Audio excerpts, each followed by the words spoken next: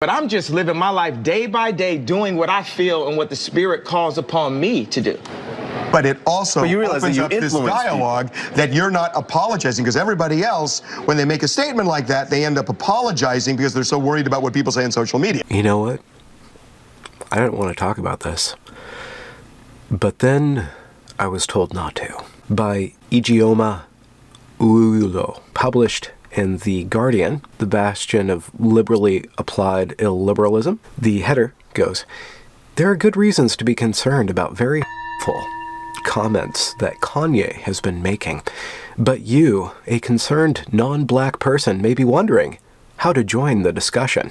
Please tell me how to join a discussion, because that will be something that I will totally embrace and not buckle against whatsoever." As the entirety of the internet seems to be discussing Kanye West's most recent ass-hattery, and all of Black Twitter seems to be heartily enjoying #if slavery was a choice shenanigans, you, a concerned non-black person, may be wondering, how do I join this discussion? Maybe you were a big fan of West's music, and now you feel personally let down by how hard he's trying to be the absolute worst.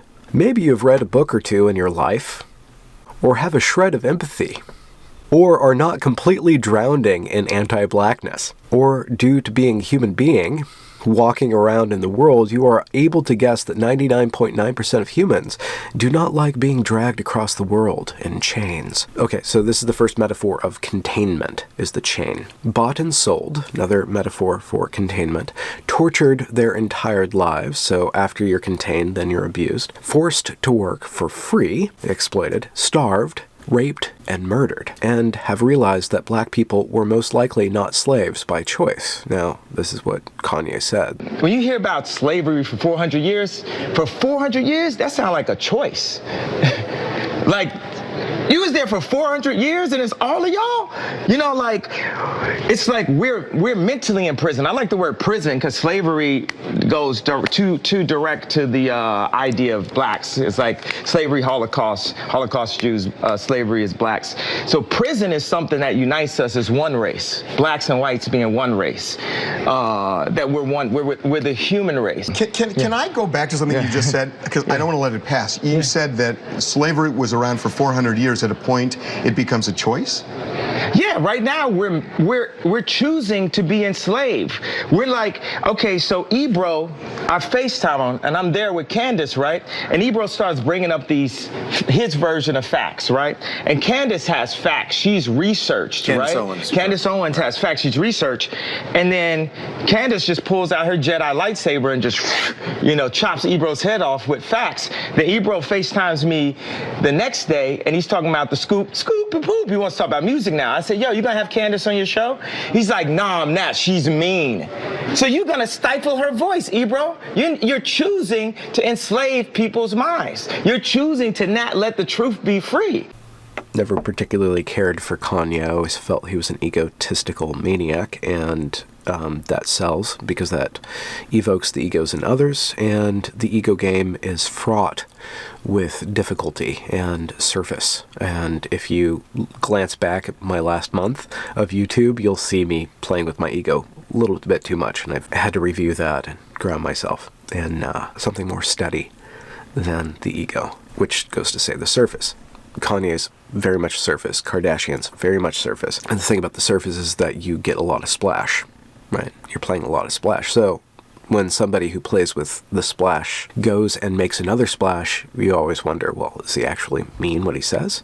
Or does he not mean what he says? How can I tell what is actually going on with him? And that's why I didn't want to talk about this, because I'm not somebody who's capable of deciphering all the ins and outs of another ego. I have enough problems with my own ego. But since I'm being told not to speak about him, I feel it's my duty too.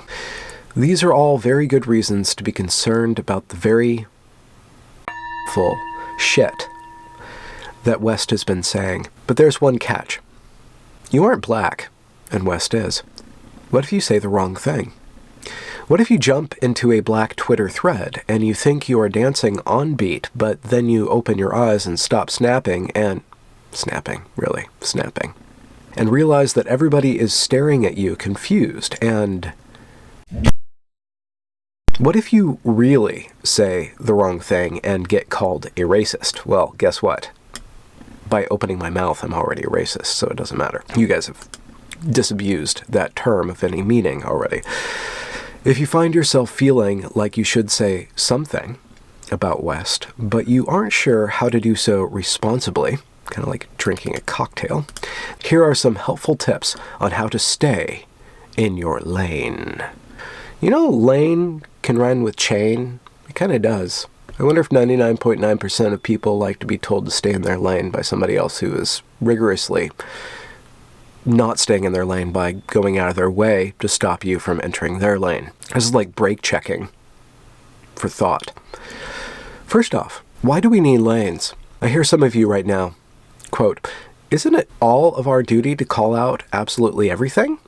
End quote. Quote, "Oh, so I'm white and suddenly my opinion doesn't count?" End quote. Quote, "Aren't lanes divisive?" End quote. Quote, "Do you hate freedom of speech?" End quote. In short, my answers are, isn't all of our duty to call out absolutely everything? No. Oh, so I'm white and suddenly my opinion doesn't count? Yes. Aren't lanes divisive? No. What are lanes made out of but dividing lines? Do you hate freedom of speech? And her answer to that, read the goddamn First Amendment so you stop looking like an ass. But let's dive slightly deeper. Let's, please. If you are concerned by what West is saying, I'm going to assume that it is at least in part because you are concerned with the hate, bigotry, and oppression of the Trump administration that West's supporting, or the massive amount of anti-blackness that West is spouting when he claims that black people were slaves by choice. How's that anti-blackness? See, this is epistemological privilege. A word about epistemological privilege. Epistemological privilege is the concept that certain people have the privilege of knowing certain things, especially the slave or the downtrodden, the oppressed, has the epistemological privilege over the oppressor or the master. Right.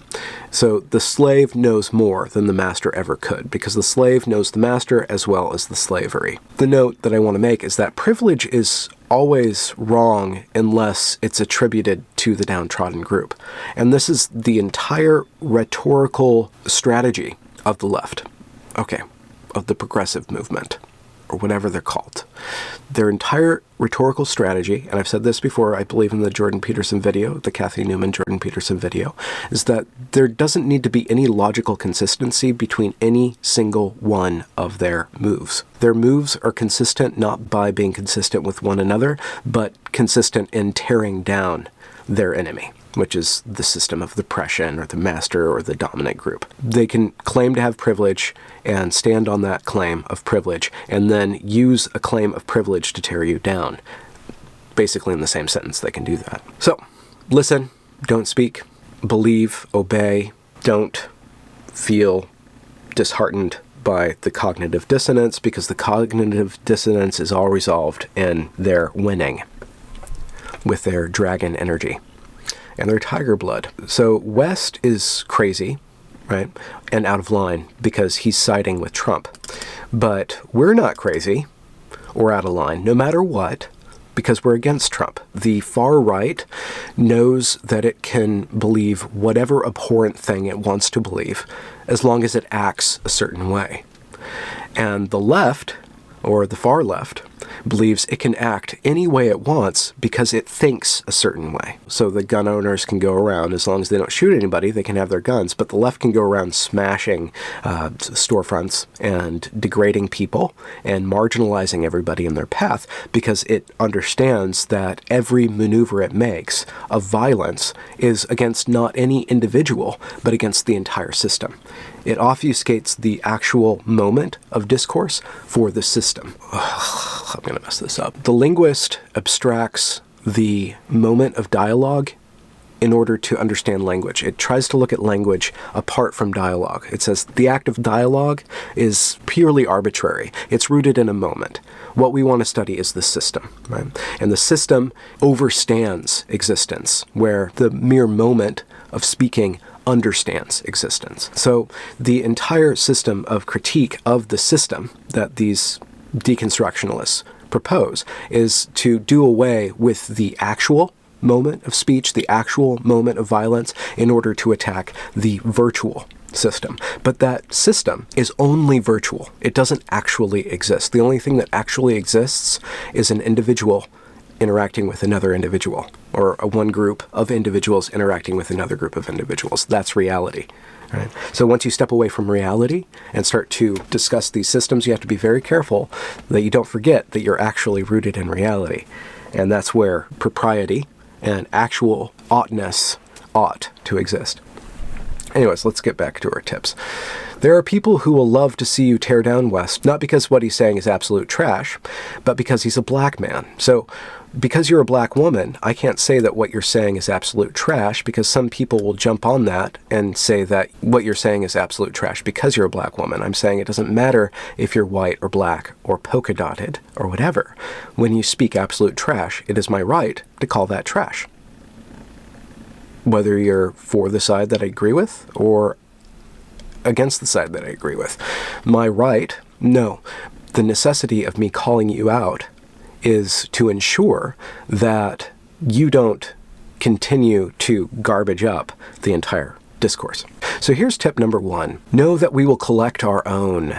Collect our own.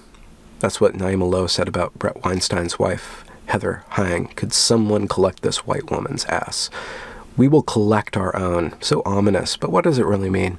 West is currently being dragged to hell and back by his own people with more love and style than you will ever be able to manage. We got this. There's nothing you can add to that particular conversation that is worth saying, so shut up. Tip 2, if you think West is quote-unquote in the sunken place, or quote-unquote an Uncle Tom, or any other pejorative to describe the way in which he sold out his own people, remember that nobody asked you. Well, you didn't ask me to talk about you, and I didn't ask you to tell me not to speak, but I'm going to do it anyways. Doesn't matter what people ask. I'm reacting. It's my freedom to react. If you think that you get to criticize black people for selling out to the system of anti-blackness that you as a non-black person benefit from and help maintain, you need to check your privilege and be quiet for a while. No, indefinitely. She'll say for a while, but she really means indefinitely. You can't criticize people because of their race. And this is what happened at Evergreen. Brett Weinstein was not able to fact check what was going on because he was the wrong race. And you know what? It would have happened if somebody who was the right race started to fact check. They'd find another reason. Maybe they'll find, well, you're male, or you're this category, or you're upper class. You know, they'll always find a category that you are privileged in to undermine your ability to critique them. They're going to use the same trick over and over and over again to keep and to maintain and to gain power. Tip 3, leave West's mental health out of this. Unless you are a licensed mental health professional who's currently treating West, you need to stop trying to diagnose blah, blah, blah. Tip 4, talk to non-black people about West. If you can't join in on the black Twitter antics and you can't rail at West for his unapologetic ignorance and anti-blackness, what can you do? You can talk to other non-black people. For all of the speculation on why West is doing what he's doing, whether it's attention, album sales, a future presidential run, it's pretty obvious who West is doing this for, and it's not us. West is betting on anti-blackness to gain him power and notoriety in non-black circles, so she has the ability to peer into his brain, into his intentions, but nobody else does, because there's only one interpretation. She's trying to shut up any other interpretation. And this is the problem with it, is that once you start segregating your group from other groups, perhaps you're going to be able to gain power, but you're going to lose integrity. You're going to lose the ability to critique yourself. You're going to lose the ability to slow yourself down and to examine things. And this is the fascinating thing about the Kanye West, Candace Owen thing. And Candace Owens said a couple weeks ago that what you're seeing happening today, obviously we have some black people that are just shouting in the back. We have some black people that are sitting in the front quietly that are chanting USA and having a normal conversation. I love that, because what I say every single time, and you may have seen me on the news, is that what is happening right now in the black community, you're going to hear it in this room first. There is an ideological civil war happening. Black people that are focused on their past and shouting about slavery, and black people that are focused on their futures, okay? That's really what it comes down to, okay? I can guarantee you what you're seeing happening is victim mentality versus victor mentality. And That's I promise great, you, by the way. the people here are going to win. I love that.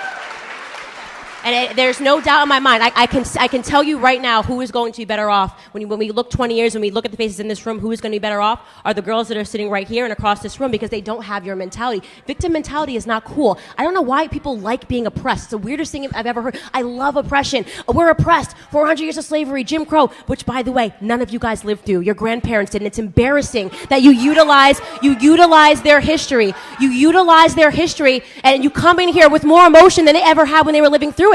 More emotion than they ever had when they were living through it. It's embarrassing. You're not living through anything right now. You're overly privileged Americans. It's sparking a rift in the perception of this community as a unified whole. Unified under what? Unified under oppression. Unified by those who will be their victors and their allies and stuff like that. And this is why I don't want to talk about it. It's really not any of my business until it spills out into the public dialogue, until it sparks people telling me to listen and to shut up. That's when I'm like, well, I have to. If you're telling me not to do this thing, I have to do this. One, to make sure what I'm doing is right or wrong. On an experiential level, I need to learn. What if I say something wrong, then I need to be shown why that's wrong or why that's right. And I'm willing to be shown that. But telling me not to do something, I have to abjure following your authority until I learn on my own level, on my own self level. So I think that ultimately all this censorship is going to backfire on the left, on the regressive left. It's going to backfire because it's going to make them act like a bunch of idiots, because they're not going to have any quality control anymore. Let's finish this up. And if you are worried that these boundaries will leave you with little to do, rest assured, there is only one West, but there are millions of anti-black opportunistic pieces of shit who are in desperate need of you telling them that they are opportunistic pieces of shit. Your lane is very, very full of pieces of shit that need you to tell them that they're pieces of shit. And what exactly happens when you call people pieces of shit? How do they actually react? Is that reaction to, check themselves? It's not. It's going to backfire. Basic psychology. But I can't say that, can I? I can't say that. But I did.